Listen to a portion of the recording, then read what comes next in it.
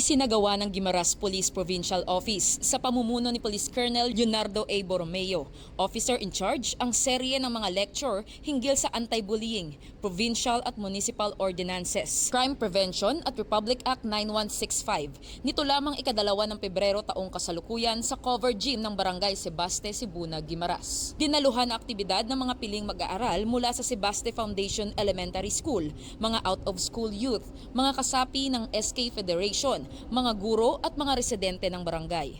Umabot sa kabuuang 50 katao ang lumahok sa naturang aktibidad na naglalayong mapalawak ang kaalaman ng komunidad sa mga mahahalagang batas at isyong panlipunan. Tinalakay ni Police Lieutenant Colonel Mary Faith S. Superio ang paksa ukol sa anti-bullying na nakatuon sa karapatan at proteksyon ng mga kabataan. Samantala, ipinaliwanag ni Police Staff Sergeant Catherine Dislate ang mga umiiral na provincial at municipal ordinances pati na ang crime prevention awareness upang mapalakas ang partisipasyon ng mamamayan sa pagpapanatili ng kaayusan. Ibinahagi naman ni Police Executive Master Sergeant Marivic T. Hapitana ang mahahalagang probisyon ng Republic Act 9165 o ang Comprehensive Dangerous Drugs Act of 2002 na nagbibigay diin sa masamang epekto ng ilegal na droga at sa pananagutan ng bawat isa sa pagpuksa nito. Bilang bahagi rin ng aktibidad, namahagi ang mga tauhan ng Guimaras Police Provincial Office ng IEC materials at flyers tungkol sa minors on wheels at anti-bullying. Pinuri ng mga residente ang inisyatiba ng kapulisan